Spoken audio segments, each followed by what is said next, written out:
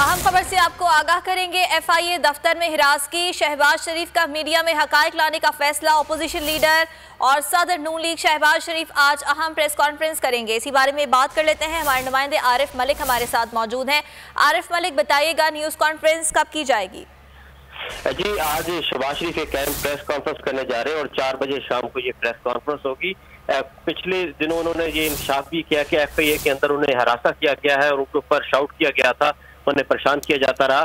तो आज वो मजीद हकायक के साथ जो है वो आज प्रेस कॉन्फ्रेंस करेंगे और FIA के हवाले से बताएंगे कि किस तरह दौरान तफ्तीश जो है मनी लॉन्ड्रिंग के हवाले से क्या क्या सवालात किए गए थे और इससे पहले FIA ने क्या सवालात उन्हें भेजे गए थे। तो ये तमाम तफसीलात जो है वो आवाम के सामने भी रखेंगे। दूसरा जो महंगाई है लोई इज़हार ख्याल करेंगे। जी ठीक है आरिफ मलिक, बहुत शुक्रिया आपका।